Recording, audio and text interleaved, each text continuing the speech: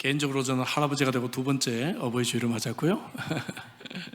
그리고 또 저희 장모님이 작년 11월에 장수하시다가 돌아가셨기 때문에 양쪽 부모님이 다 안 계시는 첫 번째 어버이 주일을 맞이했습니다.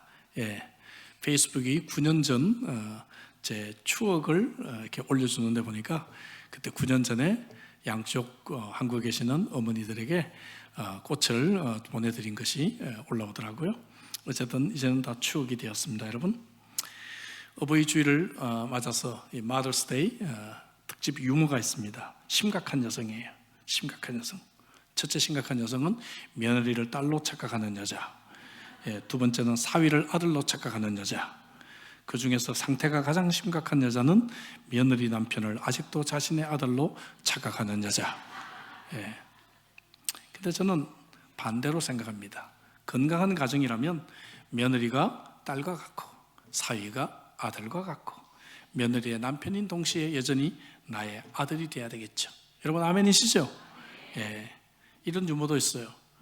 딸 하나 둔 여자는 딸 뒤치다거리 하다가 부엌에서 죽고, 딸 둘 가진 여자는 두 딸이 해외여행 자주 시켜주다가 비행기에서 죽고, 아들 둘 가진 여자는 길바닥에서 들어눕는다. 이 집 저 집 서로 등 떠밀어서 오락가락하다가 객사한다. 이런 말이 있습니다. 수년 전 이 매일경제신문이 선물 고민을 위해서 어버이날 되면 무슨 선물할까 고민하잖아요. 네티즌 884명을 대상으로 어버이날 선물에 대한 설문조사를 했습니다. 부모에게 뭘 드릴 것인가, 혹은 자녀에게 받고 싶은 거, 이렇게 서로 양쪽을 설문조사한 거죠. 근데 양쪽 다 1위를 차지한 게 뭘까요? 햄버거? 현금, 현금 맞습니다. 잘하시네요, 그죠? 압도적인 1위가 현금이었습니다. 캐시. 머니 해도 머니입니다. 그래서 부모에게 드리고 싶은 것 1위가 현금, 또 자녀에게 받고 싶은 것 1위도 현금이에요. 2위도 똑같았어요. 2위는 뭐겠어요? 물건으로 말하면 건강식품이나 혹은 건강과 관련된 의료기기 이런 것들, 뭐 이렇게 어깨 마사지 이런 것들 있잖아요. 이런 종류 건강과 관련된 그러한 상품들이 똑같이 2위를 차지했어요. 그런데 이제 그 다음은 좀 달라져요. 그 다음은 가면은 이 자녀들은 뭐 해외여행 뭐 이런 것들이 나오는데, 부모들은요 어떤 것들이 나오는가 하면은 마음이 담긴 손편지나 카드 같은 걸 원하더라고요. 그러니까 여전히 부모님들은 우리의 그 마음을 좀 받기를 원하고 있지 않는가, 그렇게 생각을 합니다. 여러분들 무슨 선물을 이번에 들으셨습니까? 또 선물 드릴 부모가 없으신 분들은 또 무슨 선물을 여러분 받으시기를 원하십니까? 오늘 본문에 보면 부모를 공경하라는 이 명령은 큰 축복을 약속하고 있습니다. 3절을 볼까요? 이로써 내가 잘되고 땅에서 장수하리라. NLT 버전을 보니까 You will live a long life full of blessing. 뭐 이런 영어들은 다 여러분들이 다 아시는 영어니까 잘 번역을 했습니다. 하나님께서 우리에게 부모를 공경하라고 하신 이유가 뭘까? 몇 가지 이유가 있죠. 먼저 우리 부모님들은 흠이 많기 때문에 그래요. 완전한 사람이 없습니다. 그럼에도 하나님은 나를 이 땅에 보내시기 위해 부모님을 사용하셨습니다. 부모가 완전한 사람이든 흠 많은 사람이든 좋은 사람이든 나쁜 사람이든 관계없이 하나님은 나를 창조하는 도구로 부모님을 사용하셨다는 것이죠. 시편 139편 13절에 주께서 내 내장을 지으시며 나의 모태에서 나를 만드셨다라고 성경은 기록합니다. 우리가 이 땅에 태어나기도 전에 하나님은 나를 향한 당신의 계획을 가지고 계셨어요. 그래서 우리는 우연히 이 땅에 그냥 던져진 존재가 아닙니다. 기대하지 않고 우연히 부모가 된 사람은 있을지 모르지만, 여러분 기대 없이 우연히 태어난 사람은 있을 수가 없는 것이죠. 하나님은 우리를 만드셨고, 그리고 부모를 통해서 이 땅에 보내셨습니다. 부모는 나를 낳을 계획이 없었다 할지라도 하나님은 나를 계획하셨다는 것이죠. 그래서 우리 아버지와 우리 어머니의 DNA가 아니었으면 나는 이 땅에 존재하지 않고 아마 다른 사람이 이 땅에 태어났을 것입니다. 그래서 부모가 좋든 나쁘든 간에, 우리에게 상처를 줬든 우리에게 아픔을 줬든 간에 그들의 DNA를 통해서 내가 이 땅에 존재하게 되었다는 것입니다. 또한 우리를 낳아준 부모만 있는 것이 아니라 우리를 길러준 부모가 있어요. 양부모 혹은 또 부모가 너무 바빠서 실제적인 부모 역할을 해준 분이 계실 수가 있습니다. 영적인 부모가 또한 우리들에게 있을 수가 있는 것이죠. 부모를 공경하라 하는데 어떻게 공경할 것인가? 인생의 시기에 따라 그 공경의 방법이 조금씩 달라질 수가 있습니다. 크게 세 부분으로 나눠보도록 하죠. 첫 번째, 어린 시기입니다. 어린 시기에 부모를 공경하는 것은 말을 잘 듣는 것이죠. 순종하는 것입니다. 부모님의 말씀을 잘 따르는 것이죠. 부모님이 지시하는 방향대로 기쁘고 자발적으로 순종하는 것이 부모를 공경하는 것입니다. 1절에 보니까 자녀들아 주 안에서 너희 부모에게 순종하라. 이것이 옳으니라 했어요. 이것이 잘하는 것이다 라고 말하지 않았어요. 이것이 당연한 것이다 그 말이죠. 부모에게 말을 듣는 것이 당연한 것이다. 리빙 바이블에 Children, obey your parents. This is the right thing to do because God has placed him in authority over you. 당신에게 권위자로 세워주셨다라고 말합니다. 여러분, 인생에서 우리가 배워야 될 것들이 많이 있지만 우리가 권위자하고 어떤 관계를 갖느냐 하는 것이 매우 매우 중요합니다. 이것을 잘 배우지 못해서 인생은 늘 불행하고 힘든 삶을 사는 분들을 보게 돼요. 인격과 지위를 구별할 수 있어야 됩니다. 인격은 정말 못되고 부족할 수 있어요. 하지만 그 사람의 지위는 우리가 인정하고 존중하는 법을 배워야 하는 것이죠. 특별히 우리 감정에 좀 영향을 많이 받는 한국 분들, 그래서 좀 좋은 면도 있지만 약한 부분이 뭔가 하면은 그분의 인격이 좀 부족하거나 스타일이나 하고 틀리면 그 사람이 가지고 있는 지위까지도 무시하는 그런 경향이 있지 않나 생각합니다. 하나님께서 우리에게 크게 세 가지 권위를 주셨어요. 첫째, 가정에서 부모를 주셨고, 교회에서 영적인 지도자를 주셨고, 직장과 사회에서 또 상사나 정부를 우리에게 주셨습니다. 근데 오늘날 우리 많은 사람들은 권위란 말을 싫어합니다. 나를 간섭하는 것 같아요. 그리고 나를 뭔가 자꾸 시키고 나를 괴롭히는 것 같아요. 젊은이들에서 이런 이유로 쉽게 직장을 그만두는 것을 보게 됩니다. 어린 아이의 시기에 순종을 잘 배우지 못하면 이런 문제로부터 평생 해결함을 받지 못하는 것을 보게 됩니다. 두 번째로서 어린 시기에는 부모와 대화를 많이 하는 것이 공경입니다. 여러분, 부모와 대화는 평생 동안 해야 되지만 특별히 초등학생 때까지 이것이 문화가 습관이 형성이 되지 않으면 부모하고의 관계는 그걸로 끝입니다. 제가 늘 우리 젊은 부부들에게 당부하죠. 아이들이 초등학생 때까지의 부모하고의 관계가 평생을 가는 거예요. 초등학생 때까지 부모하고 늘 이야기하는 이 습관이 없으면 커서도 이제 더 이상 이야기를 안 하게 된다 하는 것이죠. 물론 자녀 입장뿐만 아니라 부모 입장에서도 어린아이와 대화를 하도록 노력을 많이 해야 될 책임이 있습니다. 그러나 자녀의 입장에서도 함께 노력을 해야 된다 이거죠. 어린 시절에 학교 갔다 온 이야기, 시시콜랑한 이야기, 친구들하고 논 이야기, 이런 얘기요. 여러분, 어린 시절에 하면 부모가 귀여워서 다 들어요. 사춘기 때 하면 좀 뭡니까? 좀 징그럽기도 하고 그럴지 모르지만 어린 시절에 이 아이가 와서 하는 얘기들은 부모가 예쁘게 잘 듣는다 하는 것이죠. 요셉의 일생을 연구해 보면요, 이 커뮤니케이션 입장에서 이 요셉의 사역을 연구해 보면 매우 흥미롭습니다. 요셉은 매우 훌륭한 커뮤니케이터였어요. 그는 정말 대화를 잘하는 사람이었어요. 보디발의 아내에게 그 위험한 순간에 대화하는 것을 보십시오. 그는 감옥에서 그 신하들과 함께 대화하는 것을 보십시오. 뿐만 아니라 왕 앞에 나갔을 때 떨지 않고 그가 필요한 말들을 정확하게 전달하는 그러한 모습을 보게 됩니다.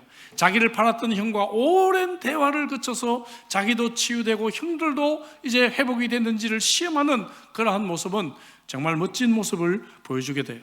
근데 요셉이 언제부터 이런 대화의 달인이 되었는가? 어려서부터예요. 어린 시절에 그가 꿈을 꾸고 난 뒤에 아버지, 내가 꿈을 꿨는데 보니까 많은 것들이 나에게 막 절하고 그래요. 이 형들 얘기하는 거죠. 그러니까 아버지가 어떻게 해요? 아버지가 그 자신을 혼내지만 창세기 37장 보니까 마음에 두었더라 이렇게 말해요. 형들의 입장을 생각해서 요셉을 혼내줬지만 그러나 마음에 간직해뒀다고 이야기를 합니다. 어려서부터 이렇게 대화의 문이 열려 있어야 된다는 것이죠. 자녀들에게 대화법을 가르쳐 줘야 됩니다. 어린 시절에 와서 막 사소한 얘기를 할 때 저리가 귀찮아하지 말고 우리가 그 얘기를 귀담아 들어주고 함께 대화하는 훈련이 우리들에게 필요한 것입니다. 어른이 돼서도 마찬가지지만 어린 시절에 특별히 부모와 함께 여러 이야기들을 함께 나누는 것, 이것이 바로 진정한 부모 공경이라고 믿습니다. 자, 두 번째, 청소년 시기가 됐단 말이죠. 어떻게 부모를 공경할 수 있을 것인가? 이때는 부모를 마음으로 존경하는 것이 무엇보다도 공경입니다. 2절 볼까요? 내 아버지와 어머니를 공경하라. 이것은 약속이 있는 첫 계명이니 했습니다. 어버이 주일날 주일학교 어린이들에게 이 구절을 읽으려니까 내 아버지와 어머니를 공격하라 이렇게 읽는 아이들이 많이 있었다고 합니다. 공격이 아니라 공경하라. 히브리서 12장 9절에 또 우리 육신의 아버지가 우리를 징계하여도 공경하였거늘 하물며 모든 정의 아버지께 더욱 복종하여 살려 하지 않겠느냐. 육신의 아버지도 공경하라. 자, 아까는 순종을 얘기했는데 여기는 공경이에요. 순종은 의지적인 측면을 강조하는 것이라면 공경은 마음과 감정적인 측면을 강조하는 것이겠죠. 순종이 어떤 외적인 행동을 강조하는 것이라면 공경은 내적인 태도를 강조하는 것이겠죠. 행동으로 순종뿐만 아니라 마음으로 부모를 존중하라 그 말이죠. 이 공경이란 말에 히라브로는 티모라는 단어가 쓰여졌어요. 티마오. 이 말은 뭔가 하면은 굉장한 가치를 지닌 대상에 대해서 부드럽고 친절하게 반응한다, 이런 의미를 가지고 있어요. 그래서 영어 성경에는 honor라는 단어로 번역을 했죠. honor your parents 이렇게 번역을 했습니다. 부모에게 의무적으로 순종은 하지만 마음으로 공경하지 않는 부모들이 자녀들이 충분히 있을 수 있다는 것이죠. 의무적으로 선물 사드리고 효도 관광 보내드리고 할 수는 있는데 마음으로 부모를 최고로 생각하는 그러한 자녀들이 별로 없다는 것입니다. 왜냐하면 우리는 부모님의 약점을 너무나 잘 알고 있어요. 특별히 사춘기가 되면 부모 약점이 본격적으로 볼 수 있는 시기잖아요. 그러니까 우리는 부모로부터는 상처도 있고 하기 때문에 마음으로 높이기가 어렵다는 것이죠. 아브라함 링컨의 얘기입니다. 알다시피 아브라함 링컨의 아버지는 구두 수선공이었고 아브라함은 초등학교도 제대로 못 나온 사람이었습니다.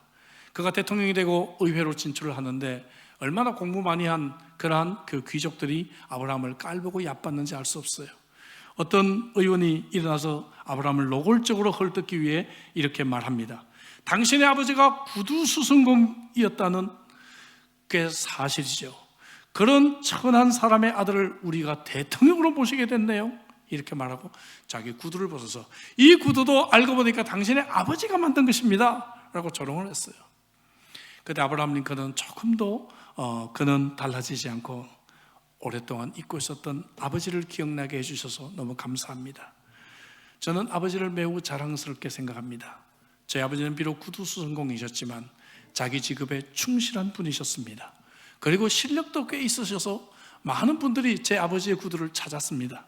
그리고 제가 어렸을 때부터 어깨너머로 본 실력이 있으니 혹시 그 구두가 문제가 생기거든 저에게 가져오십시오. 제가 좀 손봐드리겠습니다. 얼마나 멋집니까? 부모를 조금 더 창피하게 생각하지 않고 마음으로 공경하는 이러한 태도가 진짜 공경이라고 말할 수가 있겠죠. 말씀드렸다시피 초등학생 때까지는 우리 부모는 대단한 그러한 분인 줄 알아요. 특히 우리 아버지 최고로 여깁니다. 초등학생 때까지. 그러다가 이제 청소년기가 되면 이 신화가 다 깨집니다. 그죠? 아버지, 저거밖에 안 돼? 라고 생각합니다. 그리고 부모보다 더 잘하는 것들이 생겨요. 달리기도 더 잘할 수가 있고요. 그죠? 키도 어머니를 뛰어넘을 수가 있고요. 혹은 또 뭡니까? 엄마 핸드폰에 어플 깔고 하는 거 못 하잖아요. 그죠? 그럼 엄마 이리 내놔, 내가 해줄게. 그러고 이제 아들이 그런 거를 해주기도 하고요. 매우 흥미롭습니다. 특히 남자애들 운전 엄마가 가르치는 거 보면 참 재밌어요. 누가 선생인지 모르겠어요. 아들 지가 배워야 되는데 엄마를 막 가르치면서 자기가 운전하고 있는 것을 보게 됩니다. 청소년 시기에는 부모에 대한 신화가 깨지고 부모의 약점이 많다는 것도 알게 돼요. 그래서 이때는 부모를 용서하는 것을 배우기 시작합니다. 그리고 사람을 받아들이는 것을 배우기 시작하는 거예요. 이때 청소년 때 이걸 가정에서 먼저 배워야 되는 것이죠. 약점이 있고 부족한 부모지만 내 부모고 내가 사랑으로 내가 참으로 품어야 되는 그런 부모라는 것을 배우고 용납하는 것을 배우게 된다는 것입니다. 부모님은 내가 이 땅에 태어나서 처음 마주하는 인간관계이기 때문에 이 부모와의 관계를 통해서 모든 인간관계에 대한 학습이 이루어지게 되는 것입니다. 그래서 오늘날 인간관계에서 실패하는 대부분의 사람들은 혹은 신앙생활하면서 하나님과의 관계가 깊어지지 못하는 사람들은 부모하고의 이 관계가 조금 잘못되어 있다 하는 것을 우리가 보게 되는 것입니다. 그래서 우리는 이제 나 자신의 유익을 위해서라도 우리 부모의 왜곡되는 관계, 치유되지 못한 상처, 이런 것들을 하나님 앞에 내려놓고 부모를 진정으로 용서하고 그분들을 존중하고 사랑하는 삶을 시작해야 됩니다. 부모님을 최고로 여기시기를 주의 이름으로 축복합니다. 청소년기의 또 한 가지는 부모의 말을 잘 경청해야 됩니다. 어린 시절에는 부모에게 가서 말을 많이 하라 그랬죠? 근데 청소년기에는 말을 잘 들어야 됩니다. 왜냐하면 청소년기에는 부모 말이 들리지가 않아요. 예? 부모가 말해봐야 하나도 안 꼭 부모 반대로 막 하려고 하고, 친구가 말하면 친구 말은 또 잘 듣잖아요. 예, 이게 청소년기의 특징입니다. 제가 중고등부 전도사가 되고 나서 파악해 보니까 다 뭡니까? 우리 중고등부 엄마들이 제게 와서 전도사님, 제가 내 말을 안 들어요. 전도사님이 얘기해 주세요. 그런 얘기가 태반이었습니다. 예, 엄마가 얘기하면 거꾸로 하고, 그나마 친구나 전도사님이 얘기하면 좀 귀담아 듣게 된다 하는 것이죠. 여러분 놀라지 마십시오. 청소년기 이게 어떻게 보면 그냥 지극히 자연스러운 현상입니다. 그 스페인 속담에 사춘기 청소년을 양육해보지 않은 부모하고 인생을 논하지 말라, 예, 이런 속담이 있습니다. 예, 사춘기를 한번 거쳐봐야 인생을 우리가 얘기할 수가 있는 것이죠. 예. 자, 부모의 말을 잘 귀를 기울이는 것이 청소년기에 부모에게 효도하는 것이고 공경하는 것입니다. 잠언 13장 1절, 지혜로운 아들은 아비의 훈계를 들으나 교만한 자는 꾸지람을 즐겨 듣지 않는다 했습니다. 부모가 구식이라는 생각이 드니까요, 내가 부모보다 훨씬 낫다는 생각이 드니까요. 그죠? 실제로 한국보건사회연구원의 조사를 보니까요, 10% 정도 되는 노인들이 그들의 자녀와 가족으로부터 학대를 당하고 있다고 통계가 나와 있습니다. 몇 년 전 청주에서 음식을 잘못했다는 이유로 자신의 시어머니를 마구 때린 40대 며느리가 경찰에 붙잡혔어요. 시대가 바뀌었죠? 예. 수년 전 골드코스트에서는 새벽 3시까지 남자와 채팅한다고 꾸짖는 부모에게 깜짝 선물을 주겠다고 두 눈을 가리게 하고 칼로 사정없이 부모를 찔러서 어머니는 살해하고 아버지를 중태에 빠뜨린 17세 소녀가 구속되기도 했습니다. 여러분, 이제 이런 것들은 우리가 신문에서 너무 흔하게 이제 보고 있습니다. 중풍 실수 노모 살해한 50대 아들 영장, 꾸중들은 손자 할머니 살해, 예, 손자 꾸중할 때 주의하시기 바랍니다. 예, 치매 걸린 아버지 구타 살인, 고부 갈등 고민, 아들이 80대 노모를 외국에 고려장, 예, 용돈 거절당하자 어머니 폭행. 이제 이것이 일부의 불효자들에 의해서 일어나는 일이 아니라 이제 이것이 너무나 만연한 시대에 우리가 살아가고 있는 것을 보게 됩니다. 벌써 한 20년 된 것 같아요. 한국을 갔다 오신 어느 60세 정도 된 어느 집사님의 얘기였습니다. 집사님 어느 날 교회에서 점심 먹고 난 뒤에 잠깐 자고 얘기할 시간이 있으나 저한테 한국 어떠셨어요? 좋으셨어요? 했더니 가만히 계시다가 저에게 목사님, 저 한국 다시 안 가고 싶어요 그래요.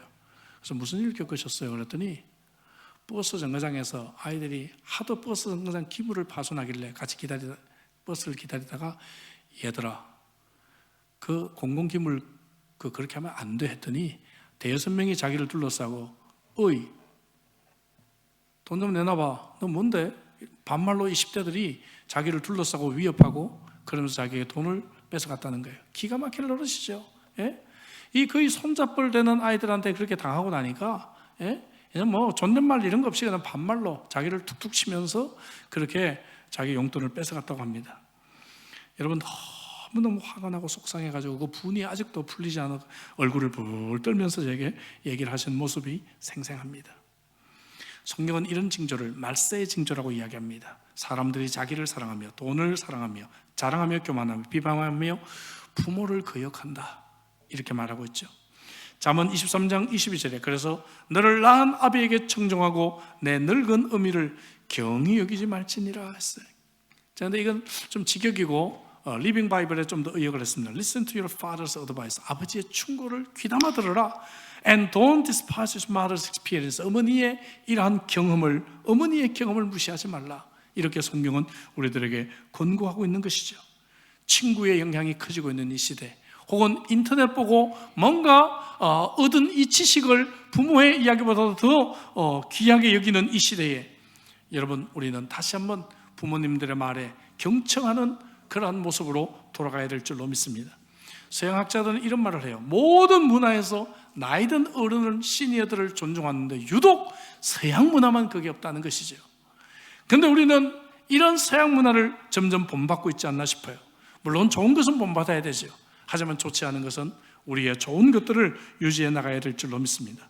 마음으로 공경하고 그리고 경청한, 이것이 바로 청소년 시기에 부모를 공경하는 방법일 것입니다. 세 번째, 성인이 됐어요. 이제 성인 대 성인으로 부모를 만나게 됩니다. 이런 경우 어떻게 부모를 공경할 수 있을까? 제일 먼저 감사를 자주 표현해야 합니다. 감사를 표현해야 돼요. 잠언 23장 22절에 너를 낳은 아비에게 청종하고 내 늙은 어미를 경히 여기지 말라 했는데, TEV 번역을 보니까 When your mother is old, show her your appreciation. 어머니에게 감사를 보여주라. 감사를 보여주라. 나이 들면요 참 서운해집니다. 저도 늘 얘기하지만 이 경상도 사람이다 보니까 표현을 잘 못해서 저희 부모님에게 감사의 표현을 잘 못했던 것 같아요. 이미 오래전에 다 돌아가셨지만 참 지금 생각하면 참 후회스럽습니다. 부모님의 그 수고와 그 부모님의 그러한 인생을 우리가 인정해드리고, 그리고 우리를 여기까지 키워주신 것에 대한 그러한 감사, 내가 이만큼 있게 된 것이 부모님의 은혜라고는 감사를 표현하지 못했던 것 같아요. 여러분, 나이가 들면 후회스럽습니다. 자녀에게 좀 더 잘해주지 못했던 죄책감이 듭니다. 친구들은 세상을 떠났고 자녀들은 자신의 자녀를 돌보기 위해 바빠요. 그래서 자녀들에게 늘 스페어 타이어 취급을 받고 있는 시대입니다. 알죠? 타이어가 하나 달려있는데 평소에는 있는지 없는지 몰라요. 어버이날 돼야 아차, 어머니에게 전화 안 했다, 뭐 선물 안 했다, 그때 생각이 나는 거죠. 뭔가 정말 아쉬운 것이 있을 때 그때 아버지 엄마 생각하는 것이죠. 오늘 설교 듣고 마음에 찔려서 집에 가서 엄마에게 전화라도 해야 되겠다 생각하는 것이죠. 평소에는 전혀 존재감이 없다가 그저 스페어 타이어 정도로 취급을 받고 있단 말이죠. 그래서 이런 부모들에게 감사의 마음을 전달하는 것, 이것이야말로 최고의 그러한 공경일 것입니다. 뭘 감사할까요? 부모의 수고에 감사해야 되겠죠. 부모의 희생에 감사해야 되겠죠. 여러분, 성인이 되보면 부모의 그 수고를 알잖아요. 자식 키워봐야 알잖아요. 그렇죠? 자식 키워봐야 부모가 나를 이렇게 키웠구나, 그걸 알게 되잖아요. 그래서 그것을 기억하고 감사하자는 것입니다. 부모가 우리들에게 음식을 제공했고 잠자리를 제공했고 우리를 학교 보내줬습니다. 제가 몇 년 전에 미국의 통계를 인용해 드린 적이 있어요. 아이가 태어나서 18세까지 양육하는데 US 달러 평균 24만 9천 달러가 들어요. 호주 달러로 한 35만 5천 달러가 듭니다. 이거는 기본적인 비용만 계산한 것이에요. 뭐 학원 보낸 거, 피아노 레슨 시킨 거, 수영한 거, 이런 거 전혀 포함이 안 된 거예요. 기본 양육비가 이 정도 들어간다는 것이죠. 뿐만 아니라 18세까지만 돈이 들어갑니까? 요즘은 결혼할 때까지 돈이 들어가잖아요. 결혼하고 난 뒤에 손주한테 또 돈이 들어가잖아요. 저기 유학 보낸 부모들은요 5억에서 10억 정도를 평균 지출했다고 합니다. 그러니까 부모가 자녀를 갖기로 결심한 것은 큰 희생을 각오하는 것입니다. 여러분, 만약에 우리가 없었다면 우리의 부모들은 훨씬 더 좋은 집에서 훨씬 더 좋은 차, 훨씬 멋진 휴가를 보내며 살 수 있었을 것입니다. 근데 그 모든 것을 희생하고 우리를 선택했고 우리의 학비와 음식과 치아 교정과 병원비와 약값을 기꺼이 지불해 주셨습니다. 심지어 우리에게 옷을 사주시기 위해 자신들은 옷을 사지 못했고, 우리에게 맛있는 음식을 먹이기 위해 자신들은 우리가 남긴 음식을 먹어야 됐을 것입니다. 우리의 약값을 지불하기 위해 자신들은 아파도 약을 사지 못했을 것입니다. 그래서 성경은 잠언 23장 25절에 내 부모를 즐겁게 하며 너를 낳은 어미를 기쁘게 하라. NLT 바이블 보니까 Give your parents joy. May she who gave you birth be happy 라고 쉽게 번역을 하고 있습니다. 여러분, 말로만 해피 마더스 데이가 아니라 여러분의 마더를 해피하게 하는 해피 마더스 데이가 되기를 주의 이름으로 축복합니다. 연로하신 부모님에게 정기적으로 감사를 표현하고, 연로하신 부모님들에게 말을 많이 하는 것. 어린 시절에 부모에게 말을 많이 하라 그랬잖아요. 청소년에게 말을 많이 들으라 그랬죠. 여러분 나이 들면 아기처럼 된다고 말씀드렸죠. 그럼 다시 어떻게 해요? 시니어가 됐을 때, 부모가 시니어였을 때 말을 많이 해드려야 된다는 것이죠. 왜냐하면 청소년기에는 부모가 자녀의 말을 들을 여유가 별로 없어요. 그래서 뭔가 말하고 싶어도 말할 기회가 없어요. 부모도 너무 힘든 시기예요. 사춘기 자녀들을 둔 부모들은 사춘기를 앓고 있다고 그랬어요. 사춘기. 똑같습니다. 심리적으로 사춘기는 뭐예요? 몸은 어른이 됐는데 아직 정신은 어린아이잖아요. 그죠? 그래서 어떨 때 보면 다 큰 거고, 어떤 때 보면 어린아이 같고 그렇잖아요. 우리 아이들이. 근데 이 사춘기는 뭔가 하면 마음은 아직 20대인데 몸은 이제 그죠? 달라지기 시작한 때예요. 이게 달라요. 어떨 때는 젊은 사람 같고, 어떨 때는 내가 노인 같고. 그러니까 이 한 가정에서 사춘기와 사춘기가 뒤엉켜서 살고 있으니 얼마나 그 가정이 힘듭니까, 여러분? 그러니까 이 자녀 말을 잘 듣고 이게 대화하기가 어려워요. 어려운 시기다 말이죠. 그런데 부모가 이제 시니어가 되면 삶이 다시 단순해져요. 어린아이처럼 시간이 있단 말이죠. 이야기를 들어줄 여유가 있어요. 자녀들이 그걸 안 하니까 손주들에게 다 올인하잖아요. 그냥 자녀들이 그 역할을 원래 해야 되는 거예요. 근데 자녀들이 안 해주니까 그냥 손주 되면 어때요? 할아버지 할머니한테 절절 얘기하잖아요. 그게 즐겁고 행복한 거죠. 그러니까 손자 손녀에게 올인하고 있는 겁니다, 여러분. 근데 원래는 그 역할을 자녀들이 해줘야 되는 거예요. 자녀들이 바쁘더라도 부모를 찾아서 이야기해드리고, 그리고 감사를 표현해드리는 일들이 중요한 것입니다. 여러분들 가운데 혹시 부모로부터 심한 상처를 받은 분들이 계실 수도 있습니다. 그래서 이런 설교가 매우 부담스럽고 마음 아프게 들리는 분이 계실 수도 있어요. 육체적으로 학대를 당한 분들도 있고, 감정적으로 큰 상처를 받은 분들도 있고, 혹은 방치되어 자란 자녀들도 저는 참 많이 만나보았습니다. 돈으로 모든 것을 해결하고 부모가 시간을 내주지 않았던 아픔이 있는 자녀들도 있습니다. 혹은 심지어 성적인 학대를 당한 분들도 있습니다. 성경은 이런 것들을 용납하지 않습니다. 성경은 이런 것들이 심각한 죄라고 우리들에게 말합니다. 여러분, 오늘은 부모의 잘못을 이야기하는 시간이 아닙니다. 오늘은 우리가 부모를 어떻게 공경할 것인가를 이야기하고 있는 시간이에요. 그럼 어떻게 할 것인가? 이러한 상처와 아픔, 이런 것들을 감추지 말고 성경은 하나님 앞에서 직면하라, confrontation, 직면하라고 우리들에게 권고합니다. 왜냐하면 내가 이 부모하고의 이 아픈 상처를 해결하지 않으면 이거는 내 인생에도 큰 문제를 일으키고, 뿐만 아니라 내 배우자 혹은 내 자녀들에게까지 이 문제를 계속해서 일으키게 되기 때문에 그래요. 그래서 제가 결혼 예비자 교육할 때 이 세미나를 참 오래 합니다. 한 세션 전체를 이걸 가지고 해요. 여러분, 내 배우자와 내 자녀들이 이 문제 때문에 고통당하는 것은 너무 불공평하지 않아요? 그죠? 내 문제에서 끝내야죠. 심지어 내게 상처를 준 부모가 무덤에 있어도 여전히 내 삶에 영향을 너무 크게 미치고 있는 것을 보게 됩니다. 그래서 여러분들 부모님이 지금 살아계시다고 한다면 여러분 부모님을 용서하고 부모님과 화해하는 그러한 어버이 주일이 되시기를 바랍니다. 부모님이 돌아가셨거나 만날 수 없는 상황이라면 목사님이나 크리스찬 상담가를 통해서 여러분들이 충분히 아픔을 함께 나누시고 치료받는 시간이 되기를 바랍니다. 하나님은 그 상처를 이겨낼 수 있는 힘을 주실 것입니다.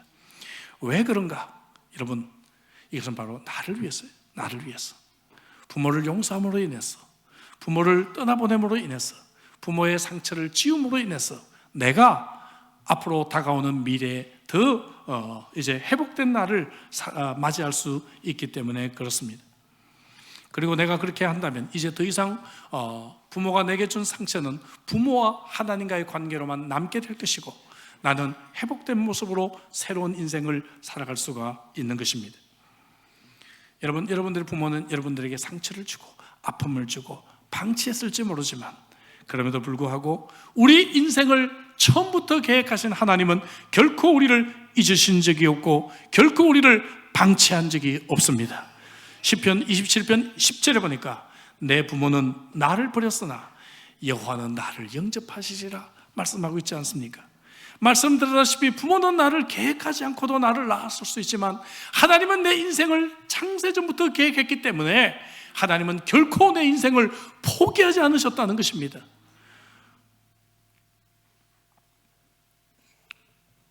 우리를 버리지 아니하시고 우리를 학대하지 아니하시고 우리를 떠나지 아니하시는 아버지 하나님이 계신 줄로 믿습니다. 그래서 우리는 어린 시절에 부모가 나에게 해준 것, 감사한 것들만 기억하고 부모님께 이 감사를 표현할 수 있을 때 하나님은 나를 축복하시고 하나님은 나와 내 가정을 새로운 은혜로 회복시켜 주실 줄로 믿습니다. 마지막으로 우리가 어른이 됐을 때 어떻게 공경할 것인가? 두 번째로 부모에게 공급할 수 있어야 돼. supply. 여러분, 우리의 부모님들은 이제 세월이 흐르면서 경제권을 상실했을지 모릅니다. 세월이 흘러 부모와 자녀의 역할이 전이가 된다고 제가 표현을 했습니다. 그죠? 역할 전이가 이루어져요. 나이가 들면 내가 아이가 어렸을 때 했던 얘기를 그대로 들어요. 엄마 길 조심해 뭐 이런 얘기 듣잖아요. 그죠? 엄마 콧물 나면 이 수건으로 닦아 뭐 이런 얘기를 내가 어렸을 때 한 얘기인데 그대로 다시 돌려받는 시기가 바로 이 시니어 때의 나이가 됐다는 것입니다. 경제권도 마찬가지입니다. 아이들의 필요를 공급했는데 이제 자녀들이 부모의 필요를 공급해야 돼요. 공평하지 않습니까, 여러분? 공평하죠? 인정 안 하세요? 예, 공평하잖아요. 예, 반포지효라고는 한자가 있어요. 반포지효 아십니까? 돌이킬 반자, 먹일 포, 어조사지, 효도효. 이 말은 까마귀 새끼가 늙은 어미에게 먹이를 물어준다는 표현입니다. 까마귀가 태어나서 60일까지는 어미가 이 까마귀 새끼에게 먹이를 공급해요. 그러다가 나중에 이 어미가 늙으면 이 새끼가 잊지 않고 어미에게 먹이를 다시 공급해 줍니다. 여기서 나오는 한자어가 반포지효다 하는 것입니다. 까마귀들도 그러는데 까마귀들도 그러는데 사람이 어찌 연로하고 경제권을 상실한 우리 부모의 필요를 모르는 척 할 수 있단 말입니까? 여러분, 부모에게 필요한 것들을 잘 공급하시길 바랍니다. 경제적으로 필요한 것도 물론 있겠지만 부모에게는 어쩌면 아까 말씀드린 대로 우리의 마음이 담긴 손카드 하나가 필요할지 몰라요. 우리 부모에게 정말 필요한 것들이 무엇인지를 살펴보시기를 바랍니다. 연로하신 여자분들이 계실 수 있어요. 남편 먼저 돌아가고 자녀가 없는 분들이 계실 수 있습니다. 그럴 때는 교회 공동체가 어머니처럼 돌봐라는 말씀을 디모데전서에서 하고 있습니다. 특별히 이 자리에 부모가 없는 분들이 계시죠. 혹은 부모가 한국에 있거나 다른 나라에 있고 그런 분들 계시다고 한다면 여러분 먼저 부모님에게 잘해야 되겠지만 교회 공동체 시니어들을 부모님처럼 생각하고 여러분들이 잘 대하시기를 바랍니다. 디모데전서 5장 8절에 누구든지 자기 친족 특히 자기 가족을 돌보지 아니하면 믿음을 배반한 자요 불신자보다 더 악한 자라고 했습니다. 예수님도 십자가 위에서 자기의 어머니를 가장 믿을 만한 사람에게 부탁했습니다. 여러분, 우리 부모님들에게 필요한 것들을 공급하시고 교회에서 우리 시니어들을 잘 존경할 수 있기를 주님의 이름으로 축복합니다. 옆에 분들에게 감사를 한번 표현해 보죠. 함께 해주셔서 감사합니다. 우리 시니어들이 이렇게 우리와 함께 해주신 건 너무나 감사해요. 저는 늘 그런 감사가 있습니다. 우리 시니어들 끝까지 건강하시고 또 행복하시고 그 자리를 지켜주시기를 바랍니다. 최고의 효도가 무엇입니까? 그것은 우리가 부모에게 공경을 표하고 감사를 표하고 필요한 것들을 공급하는 것도 중요하지만 최고의 효도는 부모의 기대에 어긋나지 않는 삶을 사는 것입니다. 맞죠?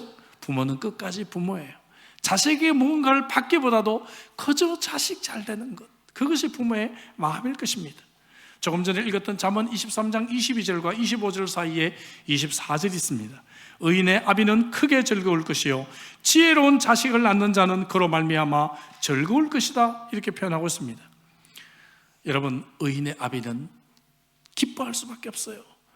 지혜로운 자식을 둔 부모는 행복해할 수밖에 없습니다. 자식이 잘 될 때 부모는 최고로 행복이 있는 것이죠. 그런 부모의 기대에 어긋나지 않는 삶을 사는 것이 가장 큰 효도가 될 것입니다. 마지막으로 잠언 6장 20절 23절까지를 우리 함께 우리가 읽도록 하겠습니다. 다 같이 내 아들아 내 아비의 명령을 지키며 내 어미의 법을 떠나지 말고 그것을 항상 내 마음에 새기며 내 목에 매라. 그것이 내가 다닐 때에 너를 인도하며 내가 잘 때에 너를 보호하며 내가 깰 때에 너와 더불어 말하리니 대저 명령은 등불이요 법은 빛이요 훈계의 책망은 곧 생명의 길이라. 아멘. 기도하시겠습니다. 주신 말씀 가지고 우리 한번 기도하죠. 성경은 부모를 공경하는 것이 잘하는 일이다가 아니라 그것이 마땅한 일이다, 옳은 일이다 라고 말하고 있습니다.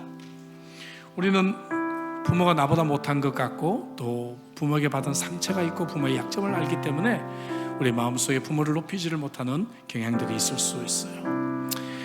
그러나 여러분, 하나님은 우리 부모를 세워주셨습니다. 오늘 시간에 그 부모의 은혜를 기억하고 다시 한번 감사하는 시간이 되십시다. 부모님이 계시지 않습니까? 이곳에 계신 시니어들을 그렇게 대하시고요, 영적인 우리의 부모들이 있고 사회에서의 우리의 부모 같은 권위자들이 있습니다. 그들을 우리가 존중하는 그러한 은혜가 있기를 바랍니다. 주신 말씀 가지고 우리 한번 간절하게 기도하죠. 하나님, 이런 사람으로 나를 다시 한번 세워주옵소서. 결단의 기도로 나아가겠습니다. 기도하시겠습니다.